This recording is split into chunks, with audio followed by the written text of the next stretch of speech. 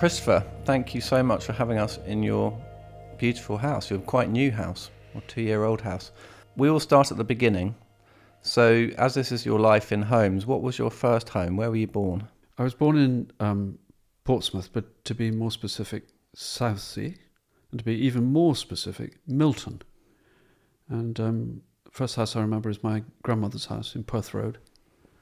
Tiny little house, 2 up, 2 down, flat front.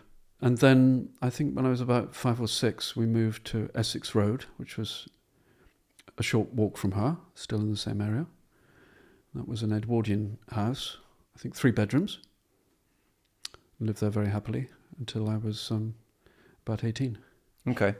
And so if I asked you to remember what that house felt like, what would you say? I can remember how exciting it was to move into a big house. Yeah. It felt bigger. It had a front garden, and it had rather wonderfully a little back garden with a shed.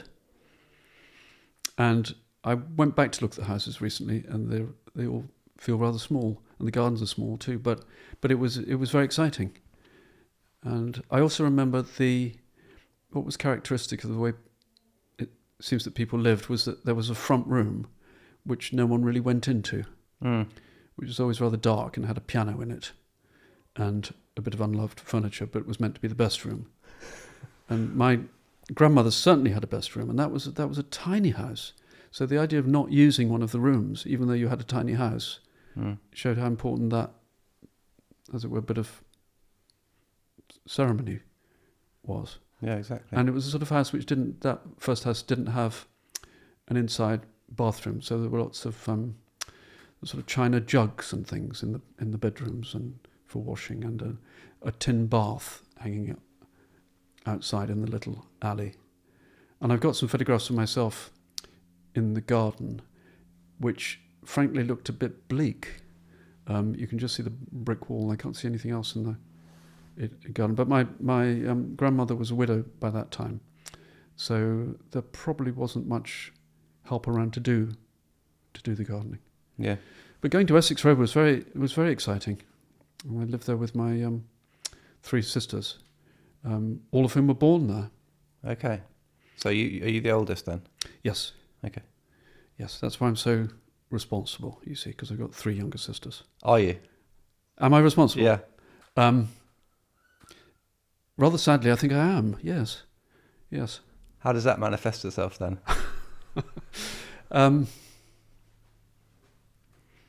Well, let's put it a slightly different way.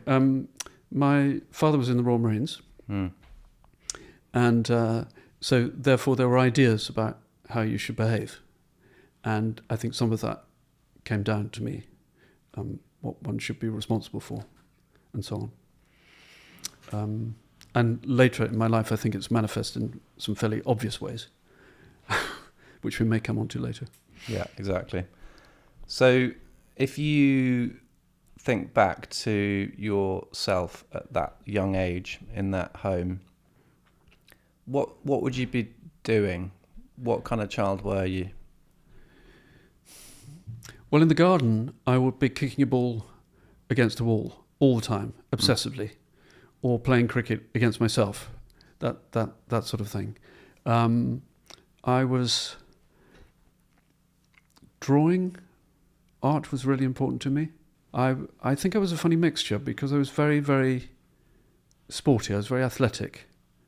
I was the fastest runner in my junior school. I remember that clearly because we would set up competitions all the time, running from end to end of the playground, which I always won, which eventually became rather a heavy responsibility.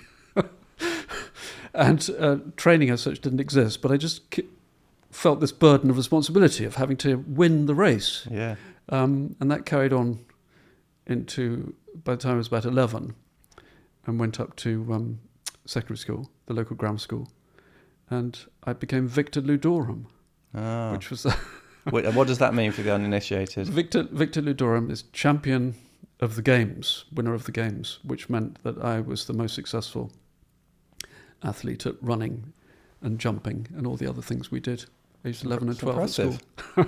And was this without training then? This was just natural ability, or did you try hard? I don't know it was ability. It's just I could I could run. I did a lot of sports, Hmm. and I did everything. I did football and cricket, and always seemed to end up. I can see a theme coming here, Matt.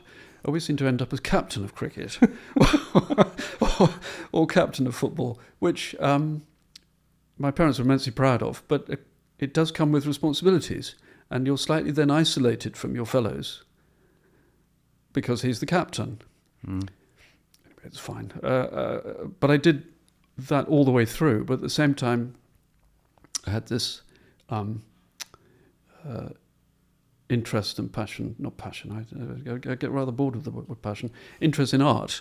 And so I had these two slightly conflicting worlds of sport and art. Out of interest, are you still sporty? Do you still run? Do you still play any games? What do you do on that front now? I don't. I think because as a painter, it's a very physical activity. Mm. I'm endlessly up and down a ladder, walking in the studio, carrying things. So I don't. I probably feel I should. And when people of my age tell me they're circuit training, I feel vaguely guilty about it. So, as the older brother of with three younger sisters, that's quite a fascinating dynamic, actually. How would you describe how that was growing up? Because you described yourself desperately trying to play sport on your own. Is that because they didn't want to play with you? Possibly, yes. They didn't seem to quite get the hang of the competitive spirit in which I played the games, and couldn't see the point of winning, or even running fast. But I think their company, of course, was a pleasure, although we were born in two different groups, as it were, because the sister next to me, Adrienne, there was a gap then before the two younger ones were born. So they seemed quite tiny when I was in my teens. In fact, I think when I was about 17, they would have been maybe just about 2 or 3. So it's quite a gap there. Mm. And my sister was loved dancing and acting, and we were very different because I was paralyzingly shy, and she was paralyzingly keen, if those two things aren't too contradictory, on, as it were, showing off and dancing and performing. So I think a low point of my year was when we went to the King's Theatre pantomime, and there's always a point where it's normally the dame says, "Will boys and girls please come up to the stage?" And I was shaking with terror at that point. And I think I probably had to be prized out from under the seat, even as my sister was on the stairs running towards the stage. And and later on, I suddenly find myself giving a speech to 1,000 people. I don't know how that happened, Matt. It's I'd love to probe that, actually. I think that's fascinating, isn't it? Yeah. Because I would also identify. I mean, I was paralyzingly shy as a child as well.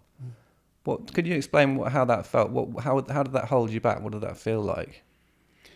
Well, I'm not sure it particularly held me back. But although I do remember at school, I was effectively prevented by joining the Senate, which was the Senate had their own common room in the sixth form and had various duties, because it meant you had to read the lesson in front of 400 boys. And I thought this was such a terrifying prospect. I'd rather not join the Senate at all and get the privileges of the common room in order to save myself one reading a term. Although on the football field or the cricket field, I was quite happy to go out and open the batting, you see, or take responsibility in a major football match. In fact, I once played at Fratton Park, which is the home of Portsmouth, and even had trials for Portsmouth. But I had quite a serious accident at that time. So the alternative career of me as a footballer has never been realised because of that. What was the accident? Well, they had a day off at school for some reason. I don't know, the pipes had burst or something. And the children were all given the day off. And a great gang of us sort of ran all the way down to Southsea seafront. And we got onto one of these landing piers on the shingle beach. And we were playing up on this pier, which is about must have been about 10 feet above the ground, quite high. And somebody pushed me off it. And I was a skinny little thing, and I fell on my elbow, damaged a kidney really, really badly. So I was in hospital for a long time. And that was just at the time when there were trials for Portsmouth schoolboys. Oh, no. So what effect did that have on you? I'm not sure it had much of an effect because, weirdly, 3 weeks later, I was sitting my 11 plus exams. So it didn't appear to affect me too badly. For some reason, I've remembered the trials for Portsmouth schoolboys more than I have the accident. Yeah. So I'm fascinated by this thing that this very sort of cripplingly shy boy. I think crippling's overdoing it. Okay. I think it's sort of what they call normal shy. Normal shy. Yeah. But still, that combination, I suppose they go together, don't they? The shyness with the responsibility, because it's almost the weight of the responsibility that plays on your mind in a way. It's sort of wanting to do right by people, isn't it? Well, I think it's and also a certain degree of introspection. In fact, I was talking to somebody the other day, and he said, "Oh, you're a high-functioning introvert." And I liked the beginning of that sentence, the high-functioning. I thought, well, that's good. And then the introvert rather took the shine off it. But he said, actually, most as it were, creative people are in that area.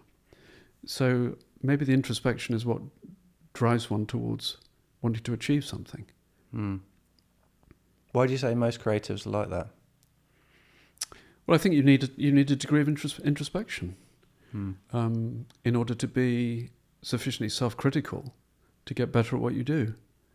I mean, some people can be spontaneously good and continually improving, but in my experience, many, particularly artists, are continually checking what they've achieved against either the glorious dead or their contemporaries. So tell me about the school. How did you get on at school in general? You've touched on it, but what you were obviously artistic. Were you naturally artistic? Yes. I seem to have been. I was always the boy right through infants and junior who was the artist, who was good at drawing. Okay. That just went on.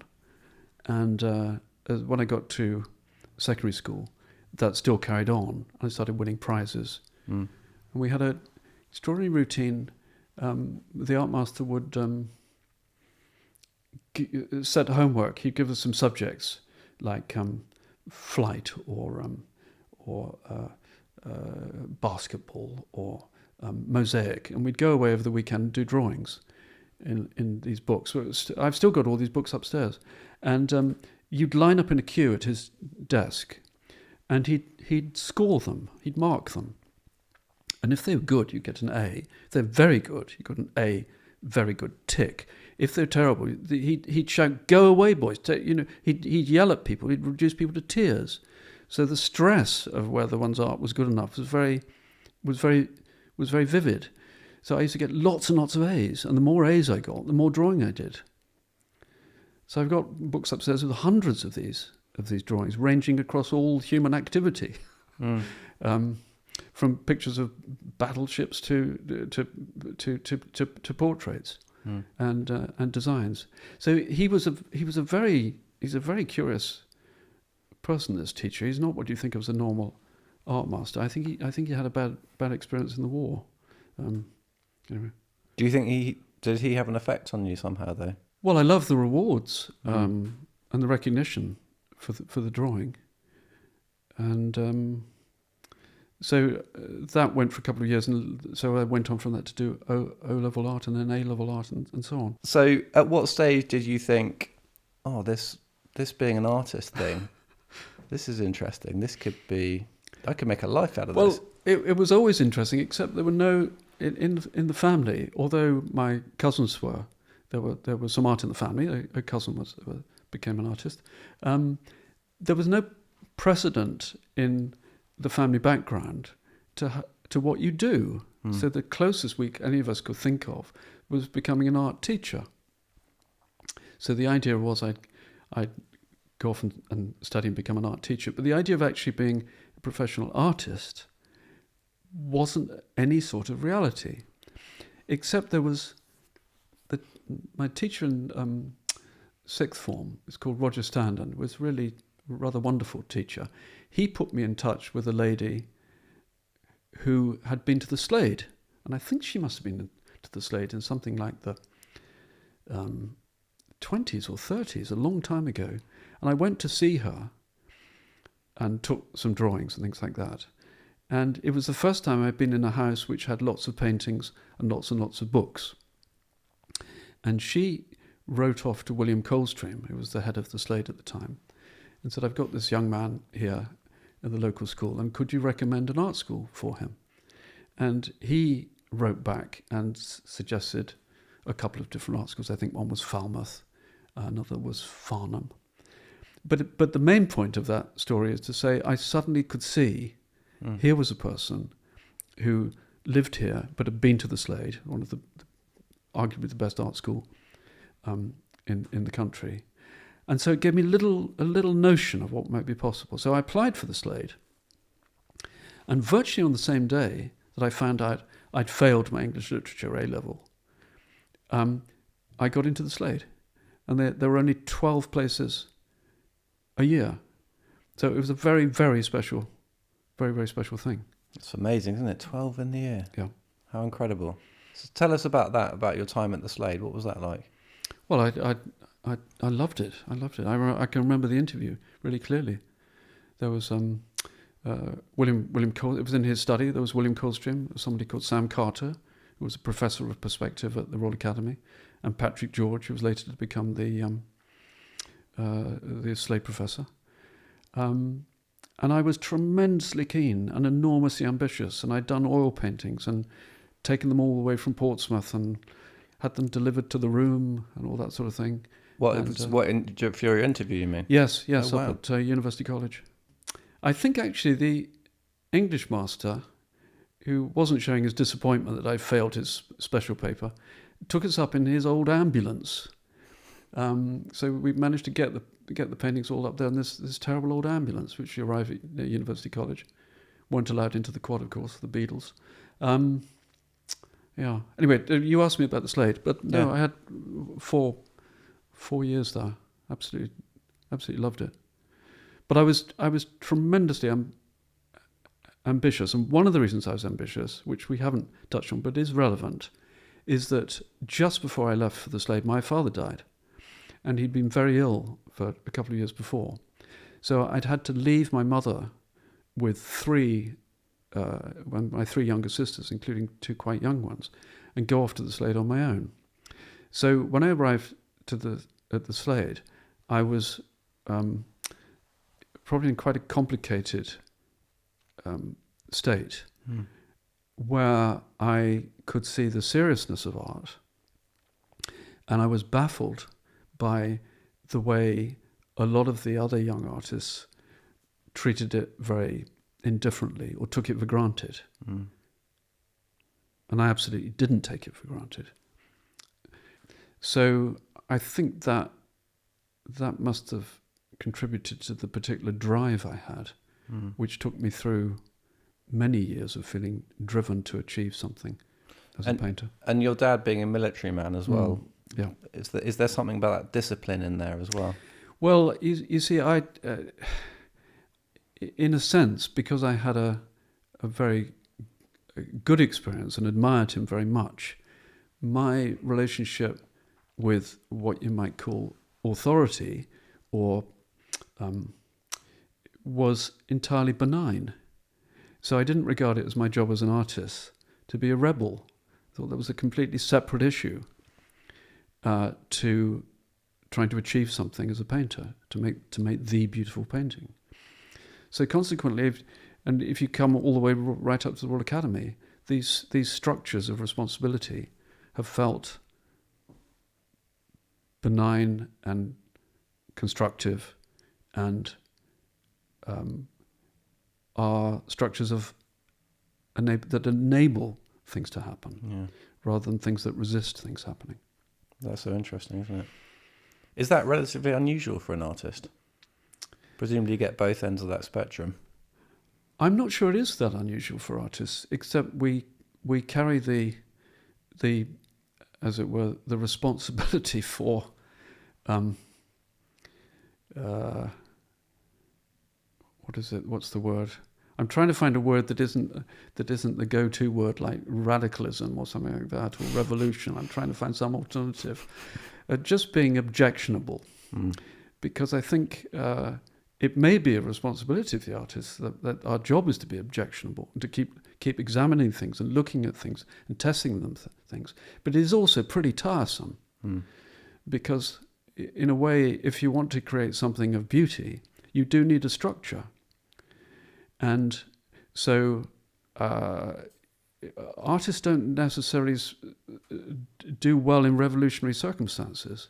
For example, as soon as I got to the Slade, which was in 1970, this was only 2 years after all the sit-ins at Hornsey and the as it were, the Paris riots and things of 68. And there were lots of students within the university going on marches and encouraging other students like myself to put your brushes down, because that you are essentially a bourgeois lackey by painting, and you're involved with the luxury trade and all this sort of thing, and trying to radicalize us. And the university was very, to my mind, extraordinarily gentle with those protests and allowed it all, as it were, to flourish. But it flourished at the expense of one's work, because there were endless meetings being called, where, as it were, you needed to show whether you were pro or against. That's interesting. So you're painting a picture of someone actually that you, at that age, it sounds like you were very focused, very driven, very much about the work. Your father passing away, what's a really quite formative time. What effect did that have on you, apart from obviously giving you that focus? But what it must have been hard emotionally. I mean, I think it was immensely difficult, because I really felt I think it's probably putting it too strong, but not exactly holding the family together. Right. But at points that may have been the truth. Getting everybody through it. So how old are your sisters at this point? I think my younger sister was, let me see, if I'd been 18 or 17, she would have been 15, 15 or 14. And the younger one's maybe 4 and 2, something like that. Yeah. And then the other complicated things happened, because my mother remarried and they moved to a much smaller house, and they moved to a tiny bungalow which was so small there wasn't room for me. Oh, wow. So I slept on the landing. I think there was a bedroom downstairs and there was a bedroom upstairs in the roof, and there was just room for a single mattress on the landing when I did go home. So quite complicated, but I did again need to keep that whole thing going, because I judged it was in my mother's interest for me to support her, although my entire being was saying, no, this is wrong. You mean her relationship? Yep. Why was that then? I just think it was wrong. Okay. And it turned out to be profoundly wrong later. Okay. So was she with him for the rest of her life, or? Yes. Okay. But again, like everything, it's complicated. There were good times and bad times. But it was, and I'm probably talking more personally than I intended, and we're probably off track here. It's fascinating. But actually, the fact is, I needed to be utterly selfish for my work. There's no alternative to devote the time to it.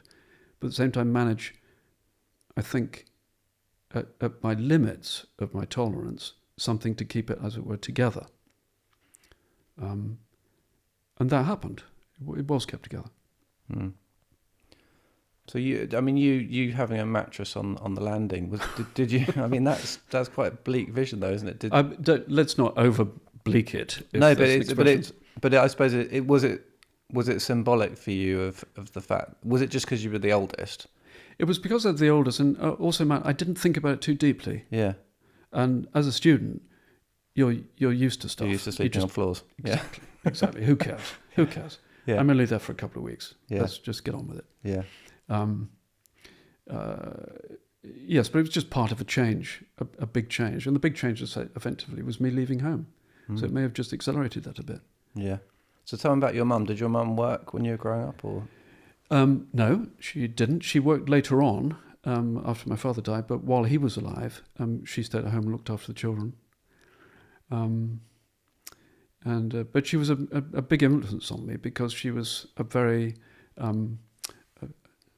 very charming person who would sing and dance and was very creative, a very clever person. She had a scholarship when she was young, but the war came along and she couldn't take it up. So all of that potential that she had, I think, was expressed in her children. There is one story which I've always found extraordinary. She told me at one stage that when she'd been a young girl, she'd answer the door, and her mother had told her never to answer the door to anybody. And she'd answer the door to a lady who was palm reading. And the lady offered to read my mother's palm, and my mother must have been in her teens at that stage. She read her palm and said, "When you will have a son, and he will wear a top hat and go to Buckingham Palace." Now, she told me this. Now, I must have heard this story when I was about 15 or 16. Really? Tucked it away. Never thought about it again. It happened. Yeah. Not the top hat. Charlotte wouldn't let me wear one. But everything about it is true. Yeah. But it had the consequence that everything I did subsequently, she would say, "Oh, yes. Well, yes. I knew that would happen." Really? And it could be anything. So, which was exhausting because I couldn't surprise her, you see. But at the same time, it was rather magnificent because it showed complete faith in what I could do. And it may have made me. It certainly gave me confidence when I probably needed it at different points. I hope it didn't make me overconfident. But the circumstances of a life as an artist don't help you with overconfidence because it's continuously, as it were, difficult. So you need to be continuously self-critical. Mm. So was she a great champion of yours then? Yes, absolutely. Yeah. As she was of all my sisters, of course. Yeah. So moving on from art school, Yeah. what will be the next formative home for you in your life? Well, one of the problems when you leave art school is where do you live? How do you, where's the studio going to be? How am I going to make a living?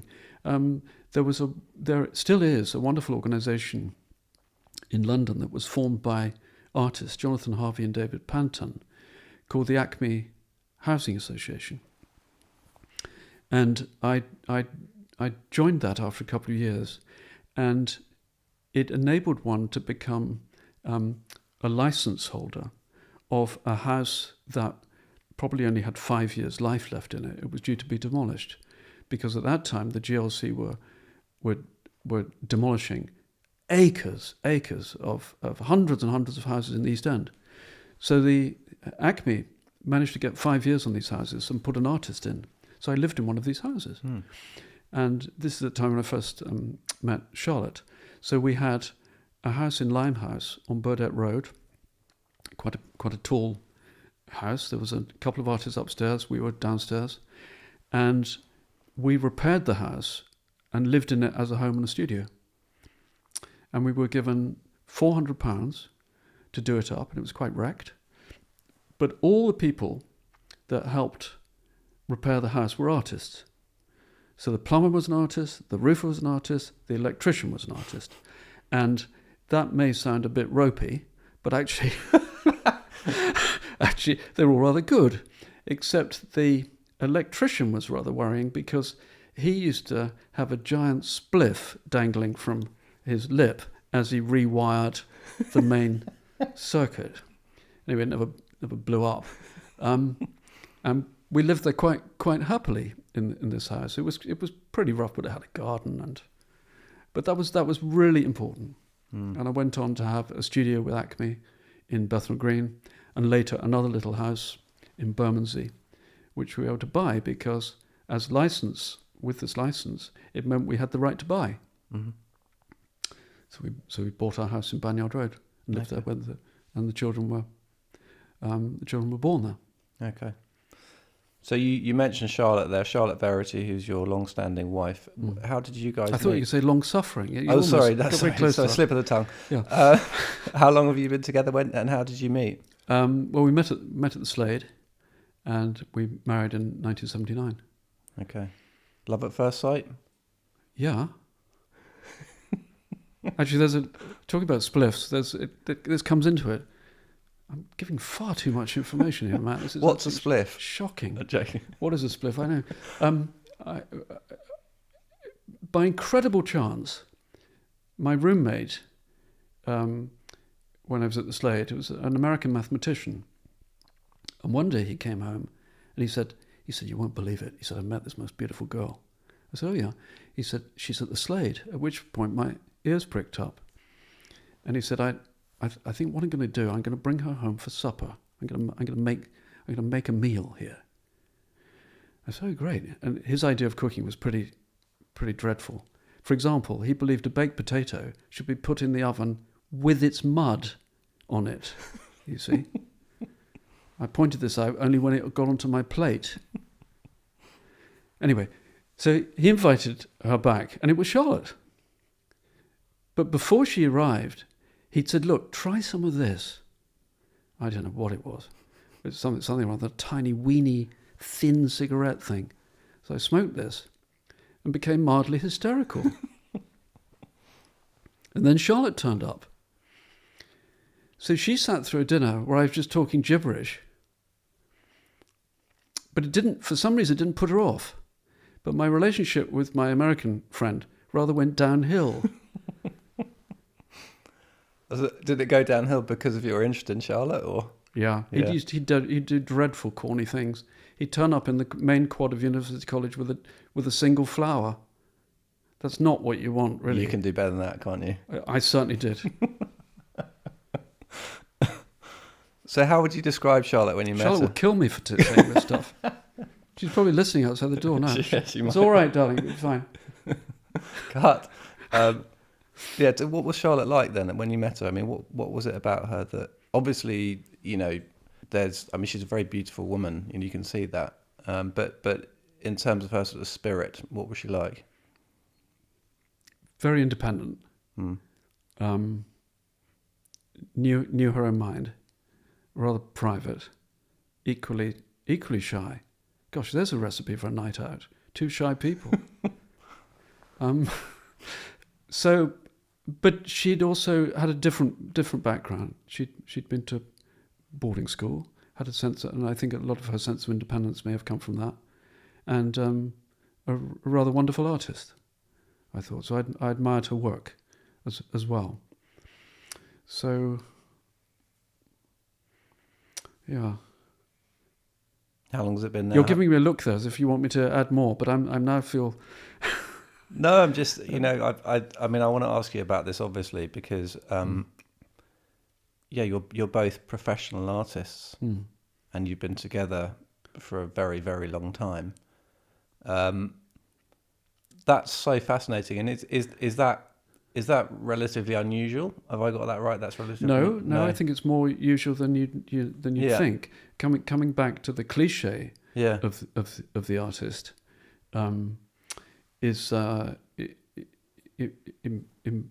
our experience, many of our friends have stayed together all their lives and brought up families, and I think it puts undue pressure on young artists. The thought that as it were, family life is incompatible with this type of self-centeredness that an artist might need. It obviously depends, but actually, I think it is possible, and I think it adds to one's experience. Yeah, because you'd have thought, wouldn't you? The cliche would go that there would only be space for one artistic temperament in a way.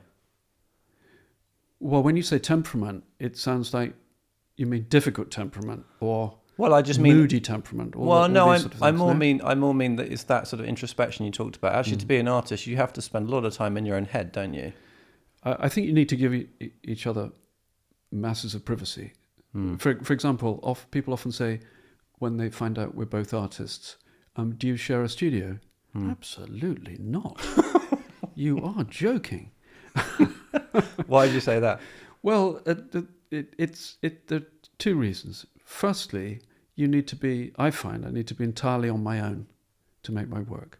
And secondly, familiarity is not useful when it comes to requiring criticism, because no one will tell you what they really think about your work. Everybody has some reason to flatter you or to be critical, except someone you're so close to, they will tell you what they really think. So consequently, I only go to her studio where she invites me to. And the same the other way around, which means she comes into my studio, she sees the work, as it were, freshly, responds to it quickly and truthfully, because that reaction, you'd be lucky to find that from anyone else. Because the other people have a professional relationship, or they're rivals, or they're friends, they want to charm you. It could be anything like that. So keeping the separate studios is very important. And occasionally there are directions you want to pursue in your work that you want to just hold back. You hold back, you're unsure about them. That's really interesting. So do you show her every piece that you do? I show her the finished pieces when I think they've got to a stage. Okay, so when you're happy to reveal it, she can see it. And it's often quite an annoying. It's quite annoying. Yeah. Because you know that thing where you've done something, and a tiny part of you is trying to get away with it. Yeah. She won't let you. And she will go in laser beam on that little corner. You know, that's too red. It's too wishy-washy. What on earth are you doing? All this sort of thing. I'm quite robust. I can stand up to it.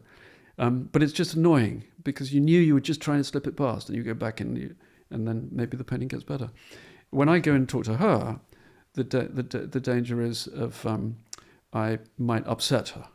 She's less robust than I am. But through tears, she will say thank you. That's some strong critique.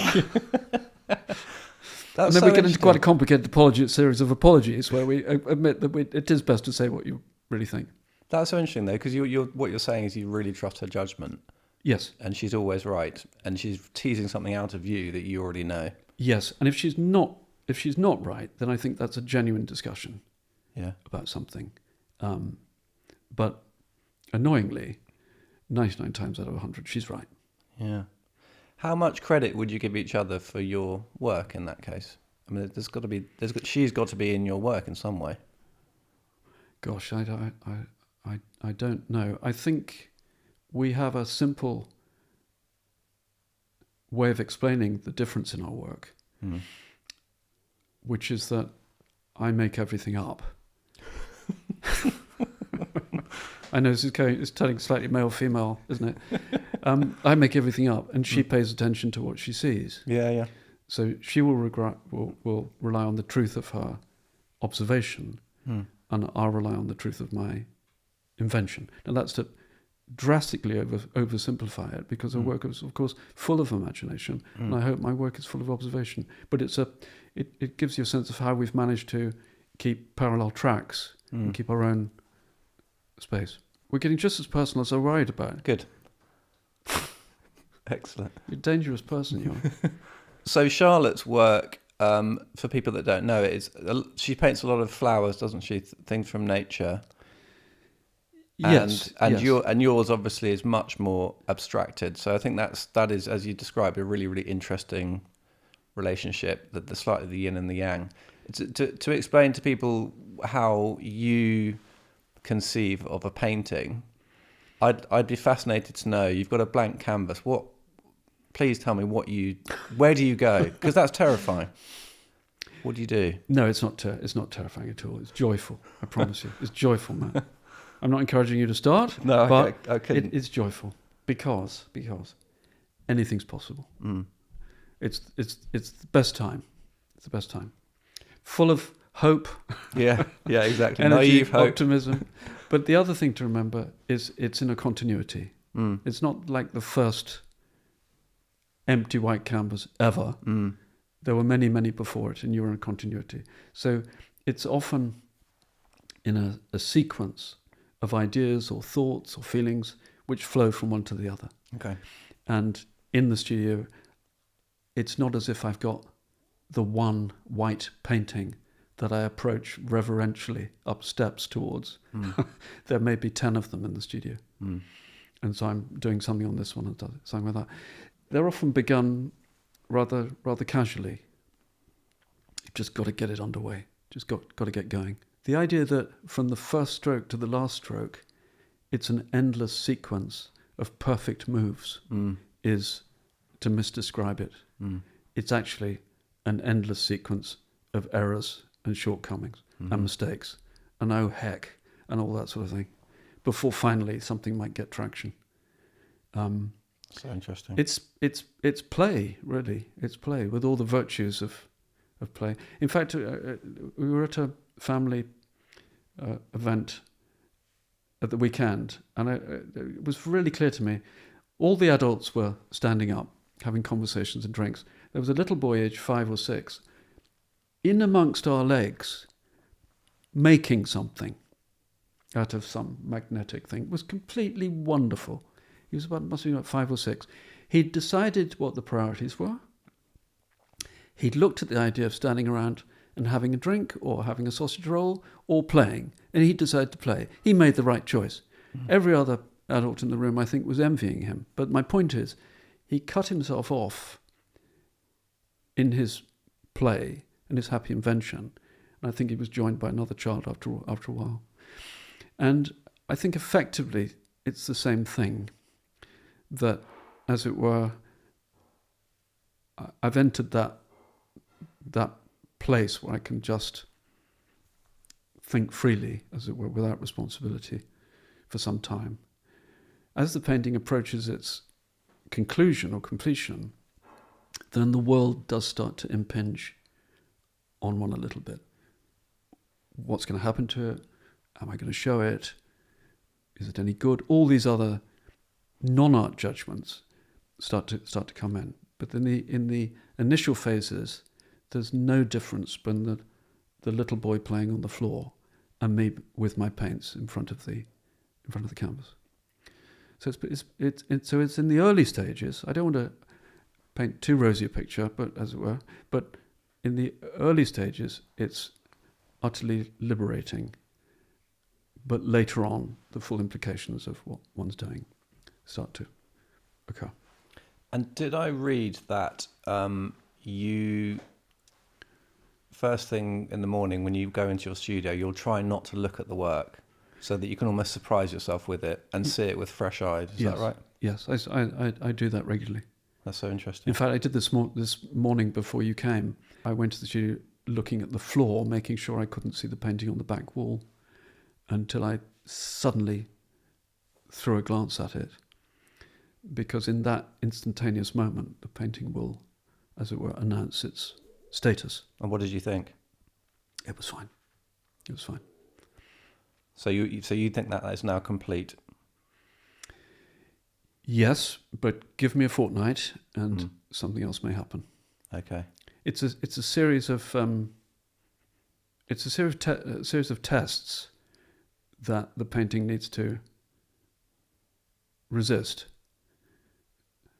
And if it can resist all those tests, different moods, different times of the day, at night, first thing in the morning, half light, if it can stand up to all that, it'll be fine. Oh, interesting. And it's got to get past Charlotte as well. That's a lot of layers. That is a lot of layers. I don't know which the most difficult one is. That's so fascinating. I love that. So how long could it stay on your wall, just being slowly adjusted or not quite right? Could be months. Yeah. Could be months and months. Some I mean, all pictures are puzzles, and as it were, for which there's no solution, and you don't want there to be a solution, but they need to have a sort of self-sustaining enigma that stays fresh. That isn't the same as saying the painting has a secret, because if it does have a secret, I don't know what it is, but it's something to do with time. And for example, the painting we're looking at on the wall here, now that was painted 40 years ago, and it still intrigues me, and that's been tested and tested and tested, as it were, by being exhibited and all sorts of things. And tell us what that was painted for. That was painted. It's the design for the safety curtain at the Royal Opera House at Covent Garden. And in fact, you look at the top. Do you see the scooped shapes at the top? Yeah. Above it would have been the coat of arms, the Royal coat of arms, and the colours were all designed to go in with the decor. It was informally commissioned in 1983, and it was all agreed and passed. All the board came to my studio. I remember looking out the window and seeing all these black, I know it's a cliche, but seeing the black limousines of the trustees of the Royal Opera House drawing up in Bethnal Green and coming in one by one to look at the painting, and all agreeing it, wanting it. But it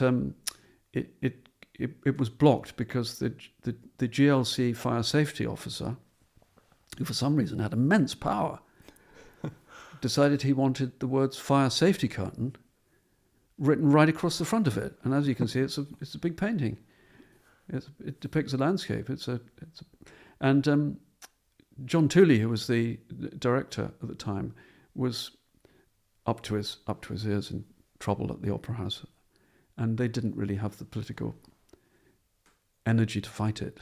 So it just never happened. But if there's anyone out there listening, it's ready to go.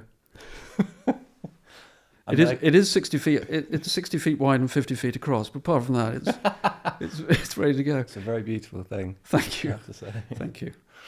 So I first met you at your home in Camberwell, which is a very beautiful double-fronted Victorian villa. And you were there for many years, weren't you? You and Charlotte, and raised your kids there. Yes. So exactly. tell us about that house. What does that place mean to you?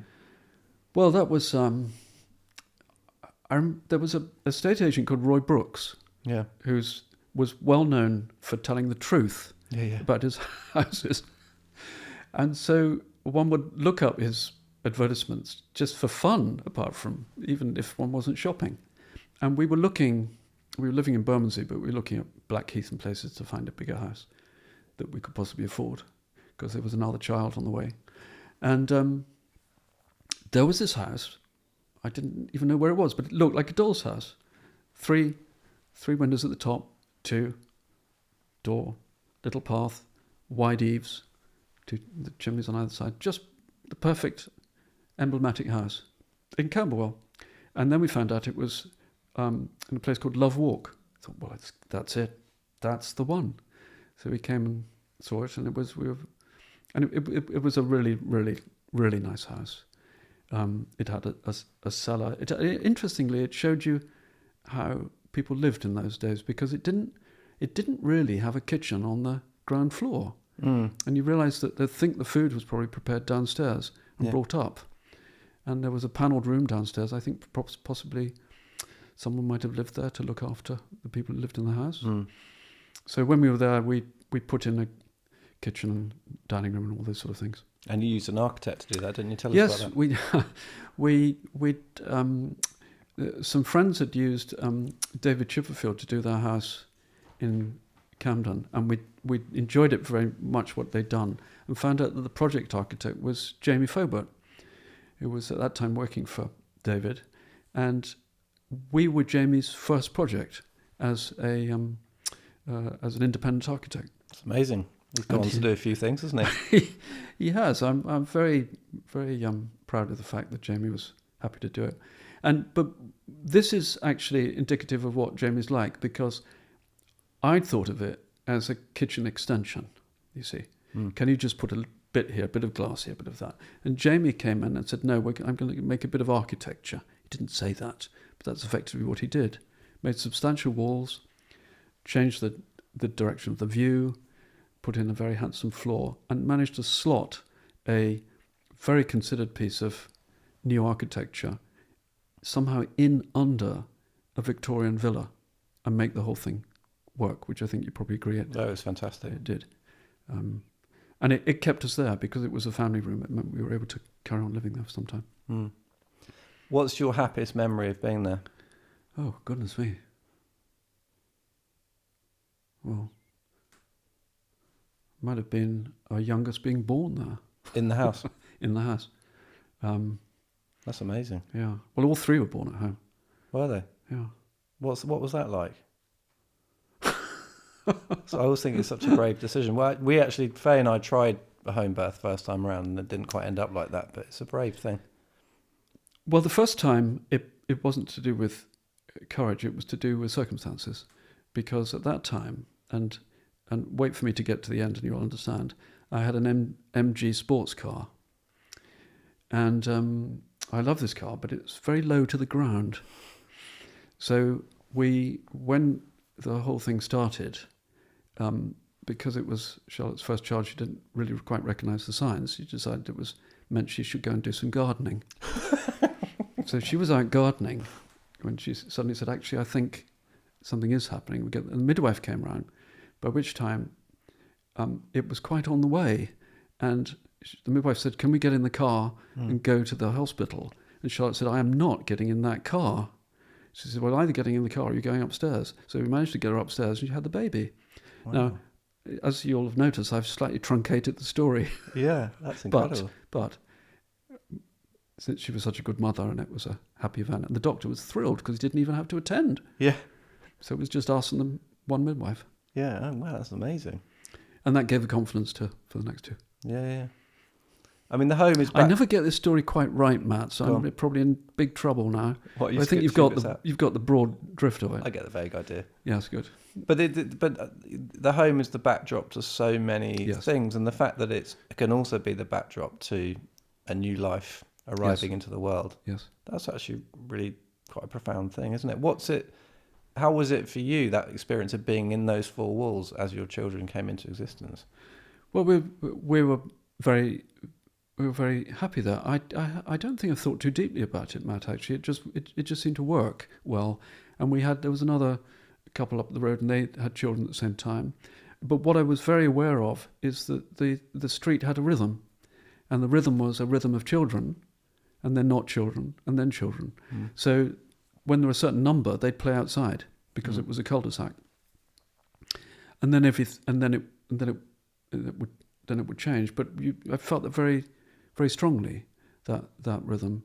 And yes, and there was a young couple came and lived opposite towards the end of our time there, and had children. So that was an important part of it. I thought of it as a family house, somewhere we could all be together and big enough for all of us. And which has led on to this place, which because the family grew, kept growing. Yes, exactly. So you outgrew the house. We outgrew the house, and we also grew close to the limit of our ideas of what we wanted to do in the future, which had always been to. Well, I can illustrate it with an anecdote. There was a person born on the same day, in the same year, in the same month as myself, who lived nearby. I used to see him walking past every day. And one day it struck me with something you've already realised, that this is me, effectively, a man exactly of my age. And I thought to myself, do I want to end my years here? Is there something else we can do? And both of us love the countryside, and nature is absolutely critical to our work. And because my time at the Royal Academy had come to an end, it was possible to move. At the same time, there were grandchildren arriving, and I wanted to make a family house where we could live. And also somewhere I could work and have studios Whereas in Camberwell, I had to get on my bike and cycle for some little way. Yeah. And Charlotte was working in the house. And she was working in the house, which she did wonderfully well at, but it wasn't ideal. Mm. It needed to be that way for some years for her to be around, but it was a constraint on her as an artist. How did Charlotte feel leaving that place behind then? I don't know. You must ask her, Matt. Except I was worried going back there. I'd feel very nostalgic, and I've been back a few times, and I don't feel nostalgic at all. And I felt something really clearly, which is it wasn't our house. It's a house. What I mean by that is other people had lived there before, and other people will live there after. So although we were briefly in the house, the people that came after, I felt really pleased because I thought the house would come to life again. It had 2 little girls there, and they were going to do a bit more to the house, things that we hadn't got round to or run out of energy. In fact, one of the things about this house that was most touching, meeting a gentleman who used to live here some time ago, he came back and he said, "Oh, I'm really pleased you're here because I think this house is going to be loved again." So it's an emotional way to put it, but it's a real way to put it. But going back to the house in Love Walk, I'm happy to see it having another life. Yeah, I like that. You're right. It is a rhythm. It's a rhythm. Yeah. That's really lovely. And also, I think houses had more of a rhythm in the past because people not only were born in the houses, they died there. So there was a sort of depth of human experience in every individual house. I'm sure it's absolutely true of this one. That I think is not so much the case, maybe for all sorts of reasons. I mean, it's a morbid question, but would you have been happy to die there? Would you have been happy to see out your days there, or did you know that there was always going to be another home? Well, again, I hadn't really quite thought about it like that, but at a certain point one does think about these things, and I think let's go back to the blank canvas question. I feel at my best thinking forwards. And I think in my 60s I felt able to think forwards. And now in my 70s I'm able to think forwards. And I think I'm the better for it. So although the question is a real one, you'll notice I haven't answered it. Yeah, it's an interesting answer, though. It's such a productive time. Yeah. Do you feel more productive now than at other times? In a very strange way, I feel as productive, if not more productive now, than I did when I was 18. Why is that? I think I'm not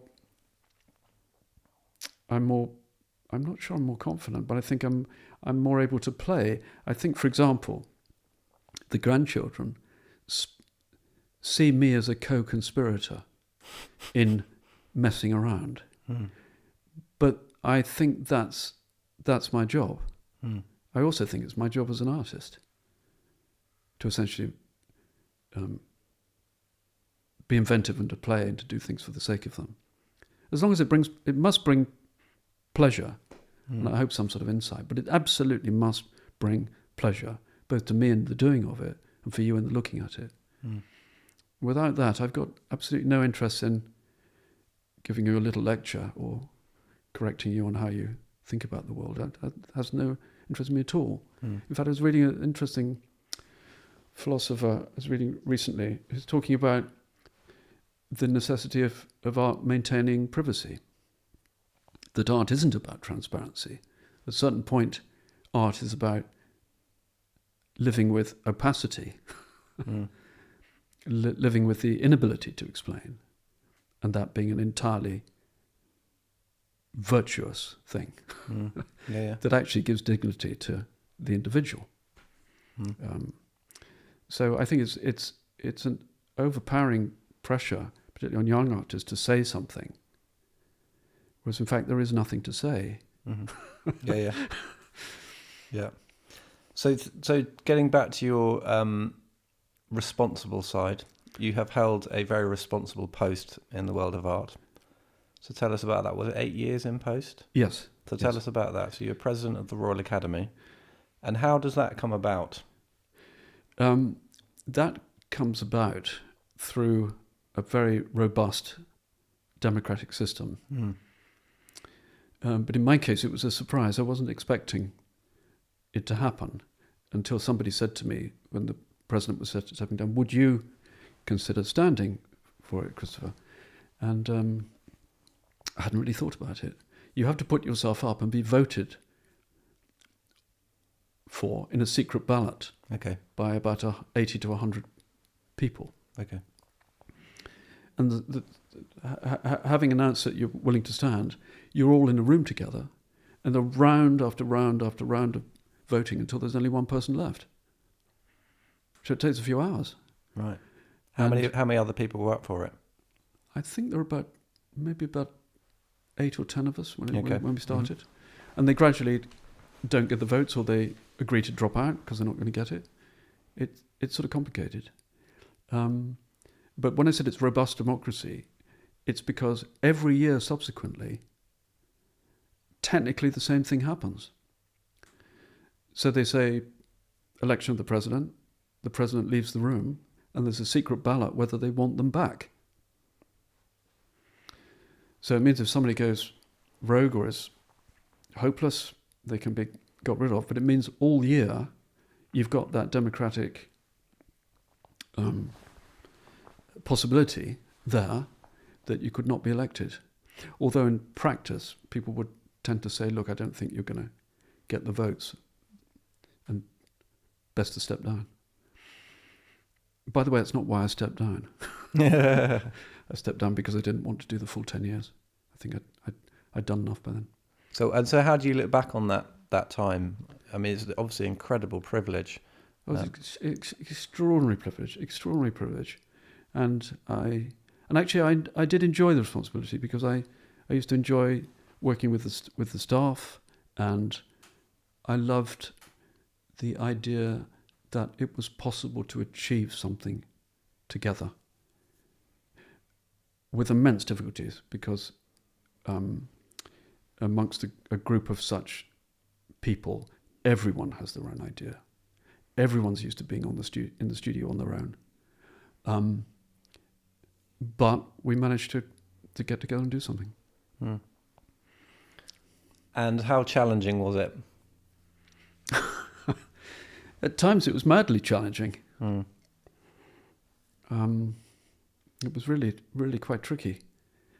But I really believed we could do it. And what I'm talking about now is mostly the big master plan, Burlington Gardens, raising, I don't know, 60, 70, 80 million pounds, all that sort of thing. But I think there was a sense. Well, I was convinced. I didn't blink, Matt. I didn't blink. So I think and we had wonderful help from people. And also I think there was another important sense, which was that the Royal Academy was needed.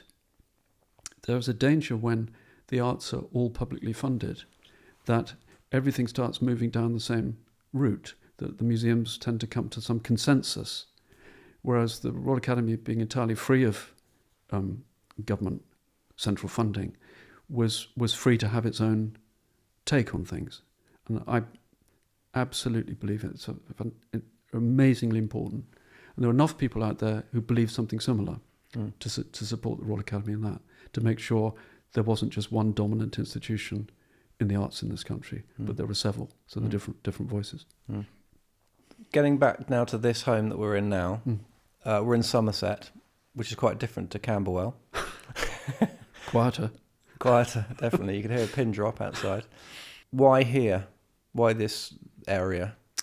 I had a studio in Somerset years ago, and it was so that I could get away from the family for, say, a few days and just concentrate on my work, and then go back. And Charlotte, so grateful for her looking after the children while I did that. But it was important for me to get to get on with the work at certain occasions. But it turned into a second home, and that wasn't the point. And the problem with it as a second home was that I had a studio about 60 feet long, and the children and Charlotte had a room about 12'6". And so I was massively indulgent in my studio space, but the family were all living in a tiny cramped bit on the end, kitchen tucked around the back and a couple of rooms. So we took a bit off the studio and added it, and then it was becoming a second home. So I sold it and bought my studio in London. But it meant that we had very good feelings and memories about Somerset. Okay. So we felt what it was like. And also in my background, my family come from the New Forest and Dorset and Hampshire and Leamington and all around there. So going west felt much more comfortable for me than going east. So this house is what, a Georgian farmhouse? The old bit goes back to mid 16th century. Mm-hmm. That's the kitchen and the fireplace and all of that. And there was a barn on the end of it, and a small dairy building. And then this bit was built anything from the mid 18th century on. Mm-hmm. I mean, broadly Georgian. Mm-hmm. And it's just one room thick. Mm-hmm. But it has this very handsome facade, which we absolutely loved, and which has rather reminded us of Love Walk. Mm. It's as if Love Walk has been transported and put in the country here, and it's in its own valley. Very much so. Yeah, it's symmetrical again, isn't it? It's symmetrical, although the stonemason came and looked at it, and he was looking at the facade for the stone, and I was waiting and hoping he'd say something complimentary. He said, "Faint shade of the workhouse."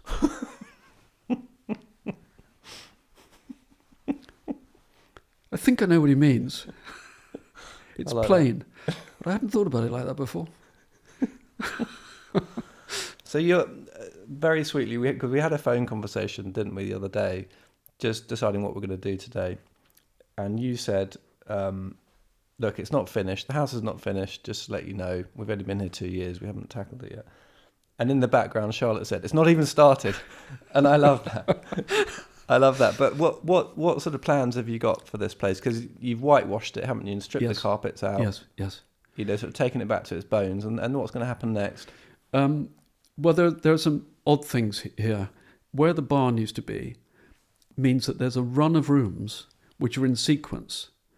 And it means you can only get to them from one staircase at one end, and then you have to go through one bedroom and then past another room to get to the last one. So we need to put a staircase in to get access to the back, and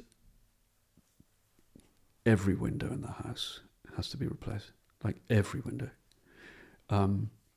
The roof is held together with sticky and nothing else. And it just needs attention. I think previously all the imagination went into the outbuildings for what was here before, and the house was due to be looked at, but they didn't get around to it. So I think that's. Were you quite attracted by the idea of sort of rescuing it in a way, or was it more about the fact that you could both have studios on this site? What was the main driver for this particular house? I don't think we were thinking about rescuing. We were thinking about, if anything, rescuing ourselves, because we needed two studios within walking distance of the house.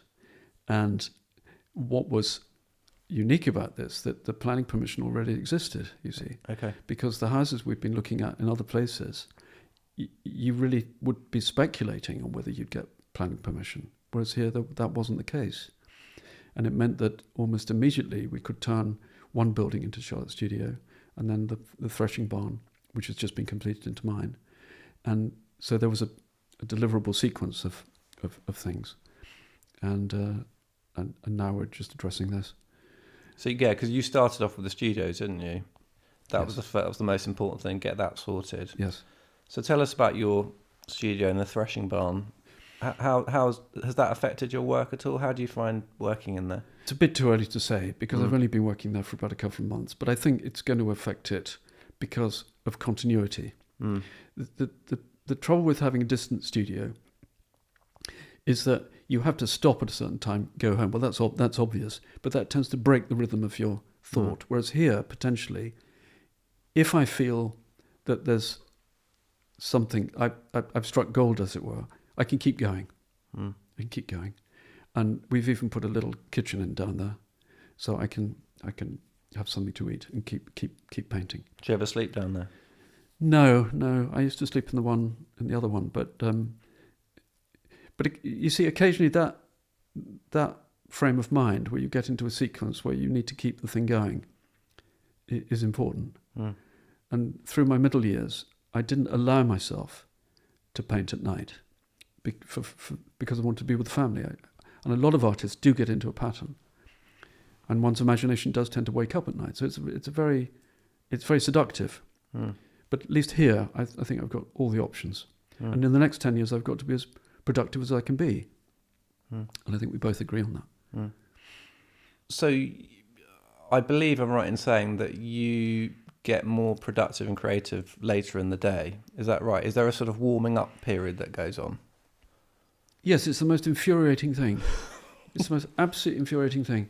I go in the studio, all bright, bushy-tailed, ready to go. And will it work? No. I'm doing stuff. I'm looking busy. But it's not really what I want. So I have to paint in the morning. I have to paint in the through the afternoon. By the time I'm getting tired towards the end of the afternoon, the bit that I want, the part of my imagination that interests me, starts to come alive. And the tireder I am and the hungrier I am, the more it comes alive. It's just maddening. It's just maddening. And it's always been like that.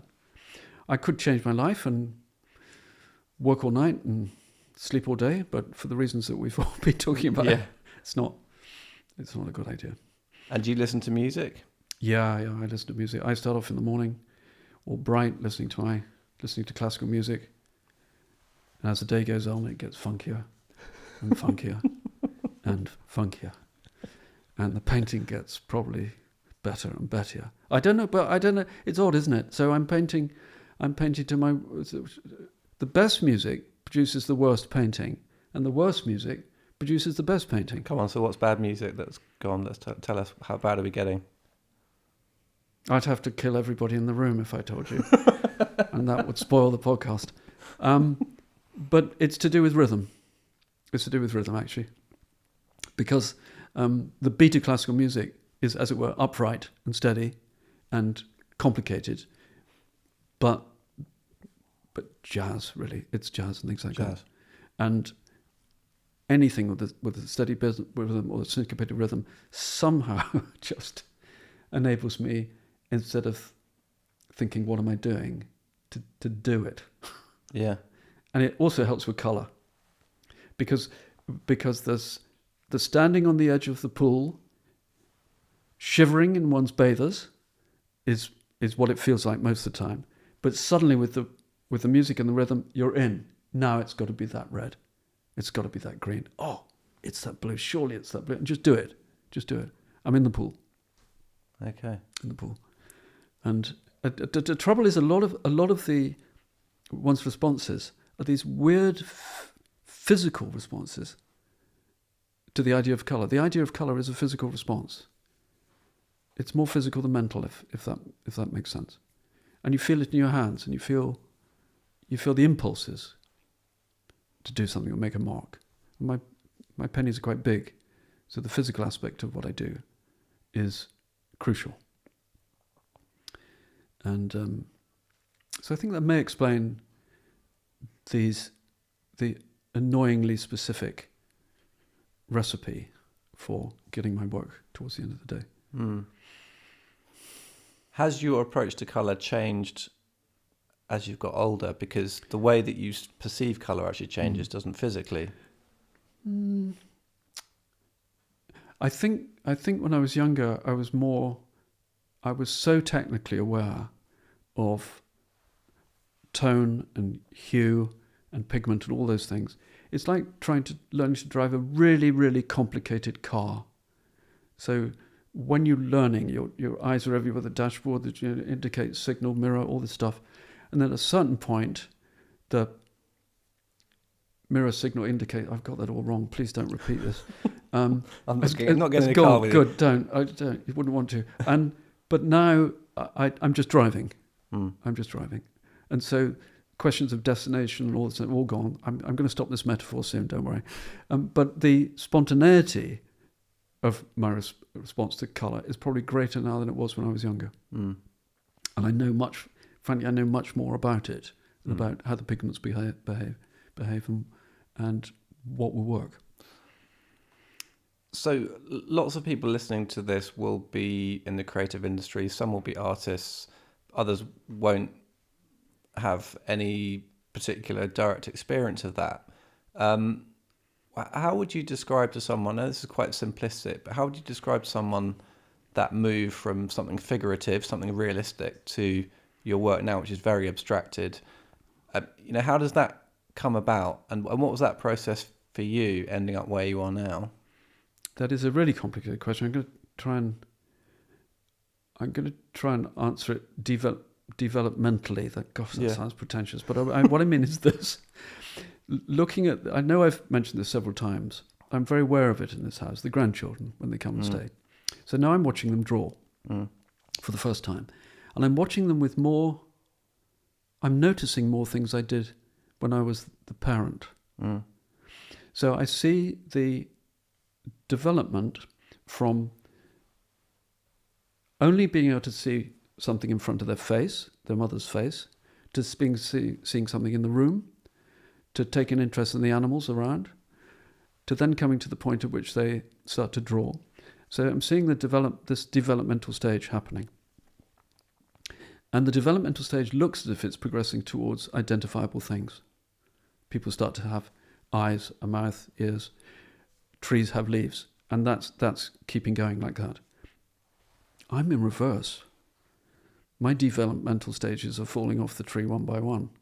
So the point at which I was learning about figurative art and representative art, that was why I got some praise from my parents, because I could depict things.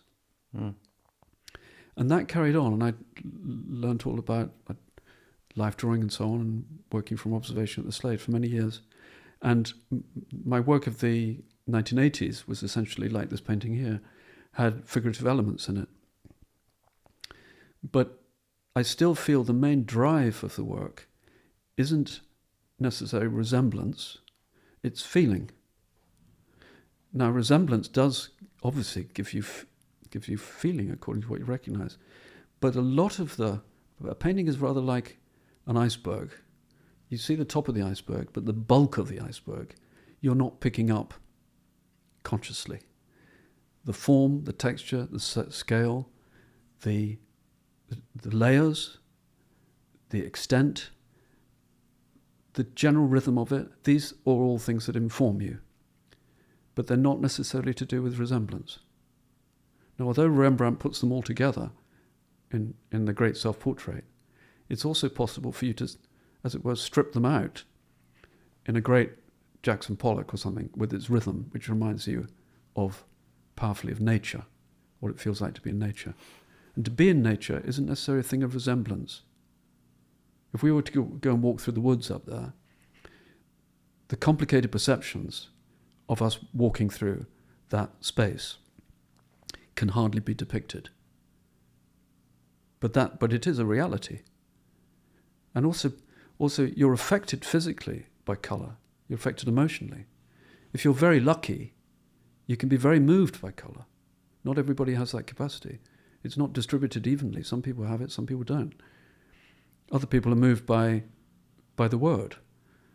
So I know this is an immensely long answer to your question, but it's an immensely complicated and subtle issue.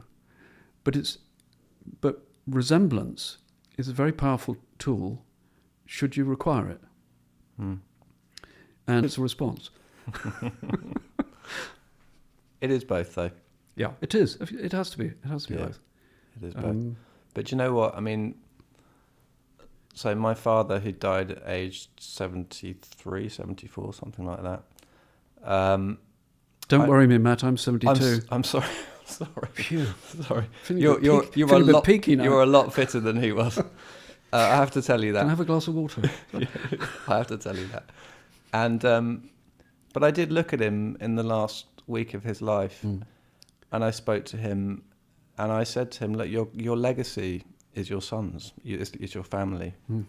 That, in the end, is what you leave behind." Yes. Yes. You know, and actually, a lot of us, in a way, are not fortunate enough that we also get to leave a really profound body of work like you have, like a physical object in the world that other people can enjoy, that you've created. So that's incredible. Well, I'm glad you said that. I'm a little less conflicted now. Can I have the family? It's all yours. Christopher, thanks so much. I've really enjoyed that. Thank you. And thank you for having us here. No, great pleasure. Thank you. Good.